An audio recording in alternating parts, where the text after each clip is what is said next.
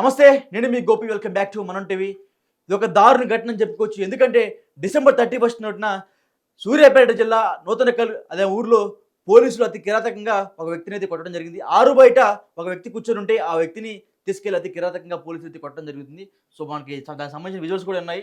So ఇదే అంశం గురించి మనతో మాట్లాడడానికి మా పొలిటికల్ ఎడిటర్ కార్తిక్ ఉన్నారు. ఆయనతో మాట్లాడదాం. కార్తిక్ గారు, మనం చూసుకోవచ్చు ఇతన్ని అతి కిరాతకంగా పోలీసులు అయితే చితకబాదారు.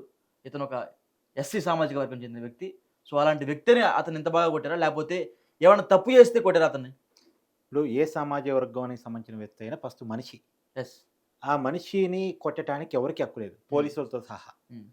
ఇప్పుడు 31 నైట్ తన ఇంటి ముందే, బయట వేరే చోట కాదు, వేరే ఊర్లో కూడా కాదు, వేరే రాష్ట్రంలో కాదు, వేరే జిల్లాలో కాదు, వేరే ప్రాంతంలో ఎక్కడ కాదు, తన ఇంటి ముందు తను సంచరిస్తున్నాడనే కారణం చేత పోలీసులు పెట్రోలింగ్ చేస్తున్నటువంటి పోలీసులు అతన్ని పట్టుకొని నిర్దాక్షిణ్యంగా కొట్టారు అనేటువంటిది ఇప్పుడు ఆరోపణ.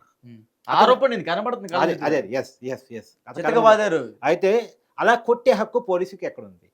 చట్ట ప్రకారం అతని మీద ఏమైనా అనుమానం ఉంటే, అతను ఏమన్నా తప్పు చేస్తూ ఉంటే, దొంగతనం చేస్తూనే లేదా ఇంకెవరన్నా ఇబ్బంది పెడుతూనో, ర్యాక్ చేస్తూనో, ఎవరిని వేధింపులకు గురి చేస్తూనో ఉంటే పోలీసులు చేయగలిగింది ఏంటి? అతను అదుపులో తీసుకొని పోలీస్ స్టేషన్ తీసుకెళ్ళి తర్వాత రోజు కోర్టుకి సబ్మిట్ చేసి రిమాండ్కి పంపించే అధికారం పోలీసులకు ఉంది. అతను చేసే నేరాన్ని కనుక నిరూపించి అది కూడా. కానీ ఇక్కడ పోలీసులు యమ బటుకులై వాళ్ళు లాఠీలు రాడ్లు పట్టుకొని అతన్ని చిత్రవద చేసి కొట్టారు అనేటువంటిది అతను చేస్తున్నటువంటి, అతను చెప్తున్నటువంటి మొత్తం ఉంచారంట. అలా ఏ పోలీసులకు హక్కు ఉంది? ఇప్పుడు చట్టానికి వ్యతిరేకంగా అతను రోడ్డు మీద ఉన్నాడని పోలీసులు అతను కొట్టారు కదా, మరి కొట్టడం కూడా చట్టానికి వ్యతిరేకమే కదా. తప్పకుండా. ఇప్పుడు అతని ఇంటి ముందు అతను ఉంటే ఈ చట్టానికి ఎక్కడ వ్యతిరేకం అవుతుంది? అంటే ఇప్పుడు నిజానికి నిజంగా ఇంటి ముందు ట్రావెల్ చేస్తూ, ఇంటి ముందు రోమింగ్ చేస్తే ఎవరైతే దెబ్బలు తిన్నారో అతను ఫోన్ చేస్తున్నారు, మాడదాం. హలో హలో రఘురామ్ గారు, నమస్తే అండి. మనం టీవీ నుంచి అది పోలీసులు మిమ్మల్ని కొట్టారు కదా, ఒకసారి మా చీఫ్ ఎడిటర్ ఉన్నారు, ఆయనతో మాట్లాడండి ఒకసారి. నమస్కారం అండి. నమస్తే సార్. ఆ రోజు రాత్రి ఏం జరిగింది అసలు? సార్ మా ఇంటి దగ్గర మీకు వీడియో కాల్ చేయనా? పర్లేదు, మారుకారు చెప్పండి, మీ వీడియో ఉంది నా దగ్గర. నేను ఇక్కడ అంటే ఏడ కూర్చున్నా మీకు చూపట్టగలుగుతా అంటున్నా. పర్లేదు, చెప్పండి, విషయం చెప్పండి. ప్రజెంట్ పునాది, మా పారిగూడ పునాది మీద కూర్చున్నాం మేము. ఓకే, మీరు మీతో పాటు ఇంకెవరైనా ఉన్నారా? మా మామయ్య కార్తీక్ అనే అబ్బాయి ఒక్కడే, ఆయన నేను ఇద్దరమే కూర్చున్నాం. ఓకే. ఇద్దరు కానిస్టేబుల్ ఏదో రైడింగ్ కోసం ఇంటికాడ కూర్చుంటే పెట్రోలింగ్ కోసం వస్తారు. అవును. కామన్ గా వచ్చారు, డీజే లేదు గీజే లేదు, ఇద్దరమే. మా ఫ్యామిలీ వాళ్ళేమో చర్చికి వెళ్ళిపోయారు. ఓకే. మాకు మాస్ ఉంటది నైట్. అవును ఉంటది. అయితే నేను మా బేస్మెంట్ మేము కూర్చుంటే వచ్చేసి ఇద్దరు పిల్లలు మొన్న నెల క్రితం జాయిన్ అయిన వాళ్ళు, కొత్త పిల్లలు అనమాట. వచ్చారు వీడియో తీసుకుంటూ, అది ఇదండి ఒకడు ఆర్గ్యూ చేస్తున్నాడు, ఆయన వీడియో తీసుకుంటే, బ్రదర్ వీడియో తీసుకురా ఏమైనా ఉంటే కొద్దిగా కేసు పెట్టుకుందాం వెళ్ళండి అంటే, అరే పోరు 10 నిమిషాలు బాగుంటే 2 నిమిషాల దాకా నాతో ఆర్గ్యూ. ఎస్ఐ గారికి కాల్ చేసి నేను వాళ్ళని తిట్టినట్టు, నేను ఏదో చేసినట్టు మిస్గైడ్ చేసి రక్షక వేసుకొని రాగానే నన్ను తీసుకెళ్లి మా దాంట్లో కార్ లో వేసుకొని స్టేషన్ పోయి ఈ విధంగా కొట్టడం జరిగింది. నైట్ అంతా స్టేషన్. మీరు అడిగారు నన్ను ఎందుకు కొడుతున్నా, నేనేం తప్పు చేసిన అడిగారా? కంపల్సరీ అది అసలు వాళ్ళ నా మాట వింటుండే. అసలు అసలు ఎంత బిహేవియర్ ఎట్లా ఉందంటే ఆయనది, మాట వినడం కాదు కదా, కనీసం నా ముఖం చూడట్లేడు అసలు. అంటే మిమ్మల్ని కనీసం మీ మాట అడుగుతున్న మాటను కూడా వినకుండా కొట్టడమే పనిగా పెట్టుకున్నారు వాళ్ళు. అసలు కొట్టడమే అంటే మిమ్మల్ని కొట్టడానికి ఏ ఆయుధాలు ఉపయోగించారా? అంటే లాఠీలు ఉపయోగించారా, ఏమైనా రాడ్ ఉపయోగించారా? ఫైబర్ లాఠీ, లబ్బర్ది బెల్ట్ ఉంటది కదా అది, ఆ రెండు. అంటే మీ మీద 3rd డిగ్రీ ప్రయోగం జరిగింది. ఎగ్జాక్ట్లీ. ఇప్పుడు ఈ విధంగా కొట్టడానికి కారణం ఏముంది? నేను ఏమన్నా అని. ఓకే. నా మీద దొంగ కేసు ఇంతవరకు నా మీద ఒక ఎఫ్ఐఆర్ కాదు కదా, ఒక కేసు లేదు నా మీద. ఓకే, మీ మీద ఎలాంటి కేసు గతంలో లేదు? 37 ఇయర్స్ నాకు, ఎడ్యుకేటెడ్ నేను, నా ప్రాబ్లం నాకుంది. ఇంటికి వచ్చే వరకు బ్రదర్ సూర్యాపేటలో ఉంటాను నేను. మీరు ఏం చేస్తారు? ఫైనాన్స్ లో చేస్తాను. హౌసింగ్ లోన్స్ మామూలుగా డిఎస్సి కోడ్ తోటి బయట లోన్స్ చేస్తుంటాను. అంటే చట్టపరంగా మీరు పని చేసుకుంటూ పోతున్నారు. ఫైనాన్స్ లో చేస్తున్నాను. అదే ఉపాధి మార్గం అది. ఓకే. ఇప్పుడు తర్వాత అక్కడ ఇంకెవరన్నా సామాజిక సంఘాలు కానీ, రాజకీయ పార్టీలు కానీ, రాజకీయ పార్టీలకు సంబంధించిన నేతలు కానీ మీ మీద జరిగిన దాడి మీద స్పందించారా? మా మాలమహనాడు అని మా వాళ్ళు వచ్చారు ఇవాళ. మేము ఇందాక ఒక వీడియో బయటకి ఇచ్చాము మన వాళ్ళకి, ఆర్టీ వాళ్ళు అనుకుంటా, వాళ్ళకి ఇచ్చాము. మా వాళ్ళు వచ్చారు, మాలమహనాడు అధ్యక్షులు వచ్చినారు. ఓకే. మీ డిమాండ్ ఏంటి ఇప్పుడు? ఏం లేదు, నేను ఇప్పుడు నా బండి కూడా తెలియని పరిస్థితిలో 2 చేతులు ప్యాచ్ అయిపోయినాయి. ఓకే. ఆ దెబ్బలు ఇక మీరు చూసారు వీడియోలో. అవునవును, క్లియర్ కనపడతా ఉన్నాయి. 2 వీలర్ తోలని పరిస్థితి నాకు ఇంకొక 3 months 4 months వరకు. ఉమ్, ఈ గాయాలైతే ఇవాళ కాకుండా రేపైతే రెచ్చాయి కదా. ఉమ్. అంటే ఒకటి శ్రీరామ్ గారు, ఆ, మీరు తక్కువ జాతి అని పోలీసులు మిమ్మల్ని ఆ విధంగా చిత్రహింసలు గురి చేశారా?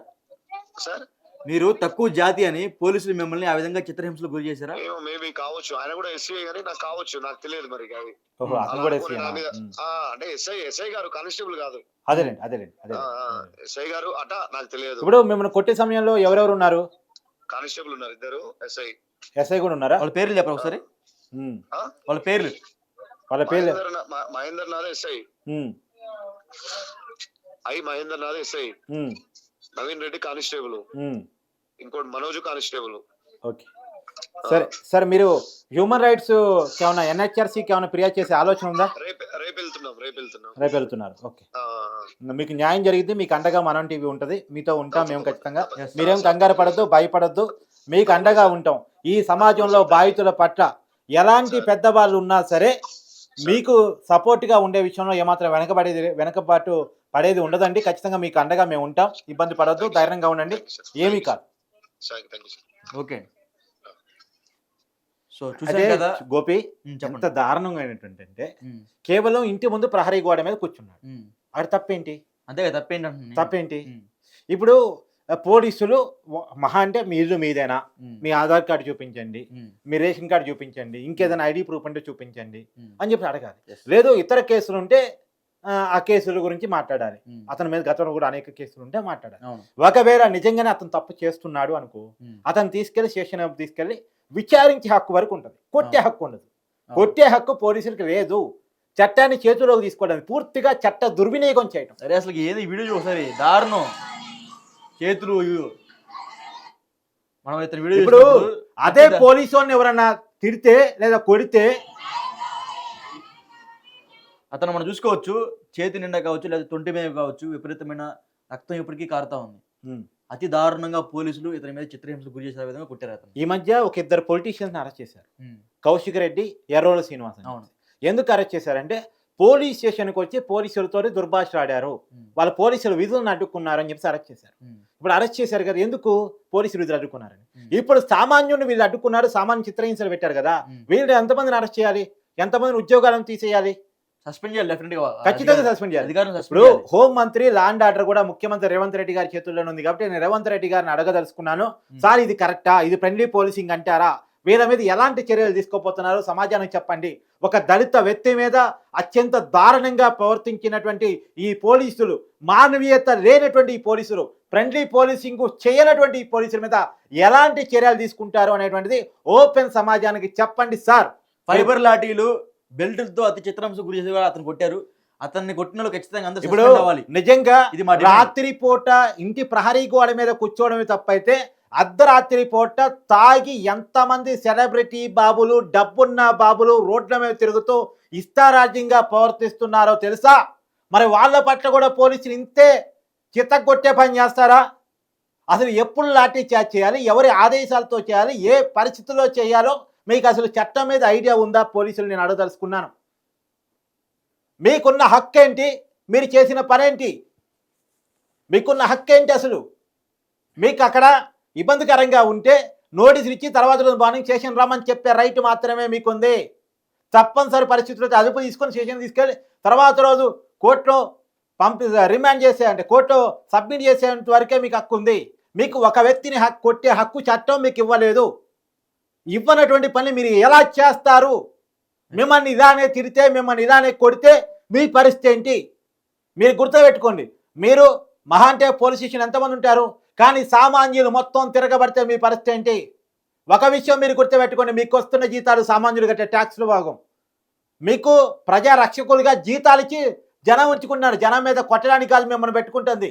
మీకు ఉద్యోగాలు ఇచ్చింది ప్రజలు వాళ్ళకి రక్షకులుగా ఉంటారని, అంతేగాని వాళ్ళ మీద లాఠీలు పట్టుకుని కొడతారని, వాళ్ళ మీద పెత్తనం చేస్తారని కాదు, వాళ్ళకి సర్వీస్ చేస్తారని, వాళ్ళకి సర్వీస్ చేస్తారని మీకు ఉద్యోగాలు ఇచ్చారు. మీ ఒంటి మీద ఉన్న కాకి చొక్క సామాన్యుడు రుణం తీర్చుకోవడానికి ప్రయత్నం చేయండి.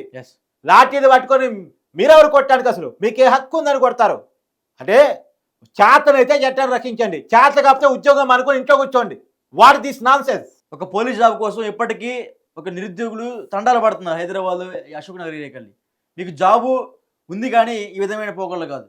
ఇప్పుడు ఒక లిమిట్ ప్రభుత్వాలేమో ఫ్రెండ్లీ పోలీసింగ్ అని చెప్తున్నాయి. సామాన్యులతో సామాన్య ప్రజల పట్ల పోలీస్ స్టేషన్కి వచ్చే వాళ్ళు భయపడకుండా బాధితులు నిర్భయంగా కంప్లైంట్ చేయగలిగే పరిస్థితులు క్రియేట్ చేయగలిగే పరిస్థితులు ఉండాలని ప్రభుత్వాలు చెప్తా ఉంటే మీరేమో ఇలా చేస్తారా? స్టేషన్కి వచ్చి సామాన్యులు కూడా మీ మీద ఇదే రౌడీజం చేస్తారు. మీ చొక్కాలు ఇప్పి కొడతారు. ఒప్పుకుంటారా మీరు? మీ బెల్ట్ తీసుకొని మనం కొడతానంటే ఒప్పుకుంటారా మీరు? మేము కూడా దాన్ని ఒప్పుకోం. తప్పంటాం. అలాగే అది ఎలా తప్పు, ఇది అలాగే తప్పు. సామాన్యుడి పట్ల, నోరెత్తలేనోడి పట్ల, సామాన్య బాధితుల పట్ల మీకు ఇలాంటి వివక్ష. అదే పెద్దోళ్ళు అయితే సెల్యూట్లు కొడతారు, దండాలు దస్కాలు పెడతారు, పోలీస్ స్టేషన్లోనే కూర్చోబెట్టి బిర్యానీలు పెడతారు. సామాన్యులకైతే ఈ రకంగా ప్రవర్తిస్తారా? అల్టిమేట్ గా ఇప్పుడు ఎవరైతే అతని మీద కొట్టిన ఎవరైతే మీరు కొట్టదలుచుకుంటే ఇక్కడ నుంచి నేను చెప్పదలుచుకున్నాను. రాత్రిపూట రండి, పెట్రోలింగ్ లో ఎంతమంది పబ్బులు కాడ పెద్ద పెద్దోళ్ళు బలిసినటువంటి వాళ్ళు 12 గంటల తర్వాత హైదరాబాద్ లో కనపడతారో చూపిస్తాం. రండి, మన వాళ్ళని కూడా అలానే కొట్టండి. రోడ్ల మీద న్యూసెన్స్ చేసే వాళ్ళని, డబ్బులు ఉన్నాయని పిచ్చిగా ర్యాష్ డ్రైవింగ్ చేసే వాళ్ళని, ఇష్టారీతిని వచ్చే వాళ్ళని ఇలాగే చేయండి. గతంలో గోపి ఒక పెద్ద మంత్రి కొడుకు మనవడు ఆ రాత్రిపూట ఒక అమ్మాయి మీద కాళ్ళు అత్యాచారం హైదరాబాద్ లో అదొక పెద్ద సంశిష్య న్యూస్ ఒకటి. మరి అలాంటి వాళ్ళు అలా కొట్టినట్టు ఎప్పుడు దాఖలాలు ఇవ్వే జరగవు కదా. పెద్దవాడికైతే ఒక చట్టం, సామాన్యుడికైతే ఒక చట్టమా? ఏ దేశంలో 2 చట్టాలు లేవు కదా. భారత రాజ్యాంగం ఒకటే, ఆ భారత రాజ్యాంగం ప్రకారం ఉన్నటువంటి చట్టాలు ఒకటే. ఈ రకమైనటువంటి విధానం ఖచ్చితంగా హోంమంత్రిగా ఉన్నటువంటి రేవంత్ రెడ్డి గారిని, ఆయన ముఖ్యమంత్రి, హోంమంత్రి, లా అండ్ ఆర్డర్ అన్ని ఆయన చేతిలోనే ఉన్నాయి. ఇంకెవరికి ఈ తెలంగాణ కాంగ్రెస్లో అంత హోంమంత్రి చేయగల కెపాసిటీ ఉన్న వాళ్ళు ఎవరు లేరనుకుంటున్నారో ఏమోమని శాఖలు ఆయన దగ్గరే పెట్టుకున్నారు. కాబట్టి నేను రేవంత్ రెడ్డి గారిని అడుగుతున్నాను. గతంలో అనేక సంఘటనల పట్ల స్పందించారు, మాట్లాడారు, సామాన్యుల పట్ల నిలిచారు. ఈ సంఘటనలో కూడా సామాన్యుల పట్ల నిలవాలి. ఆ పోలీసు అధికారిని సస్పెండ్ చేస్తారా లేదా, శాఖాపరమైన చర్యలు ఉన్నాయా లేవా అనేటువంటిది ఓపెన్గా సమాజానికి చెప్పాలి. రేవంత్ రెడ్డి గారు ఖచ్చితంగా దీని మీద స్పందించండి దయచేసి ప్లీజ్. మేమే మీకు వ్యతిరేకంగా మాట్లాడడానికి కాదు, కాకపోతే జరిగిన సంఘటన చాలా బాధ అనిపిస్తున్న సంఘటన. రేపొద్దున ఇంకొక సామాన్యుడు పోలీసు చూస్తే భయపడే పరిస్థితి, ఏదైనా విషయాన్ని చెప్పుకుందామన్నా కానీ చెప్పుకునే పరిస్థితిలో పడతాడు. ఈ సమాజంలో సామాన్యులకు రక్షణ లేదు అనేటువంటి ఒక భయంలో పడతాడు. సామాన్యులు చూస్తే పోలీసు వాళ్ళకి కర్కసత్వం గుర్తొస్తుంది అనేటువంటిది పడతాడు. ఏదో ఇవన్నీ పడకుండా ఉండాలంటే వాటి ఖచ్చితమైన చర్యలు ఉండాలి. ఈ తెలంగాణ సమాజంలో సామాన్యుడి పట్ల పోలీసింగ్ ఉంటుంది తప్ప పెద్దవాళ్ళ కోసం ఉండదు. సామాన్యులు రక్షణగా ఉంటుంది. సేవకులుగా పోలీసులు ఉంటారు తప్ప భక్షకులుగా ఉండరు. రక్షకులు తప్ప భక్షకులు కాదు అని చెప్పేసి ప్రూవ్ చేసే పని చేయండి సార్ దయచేసి. ఓకే.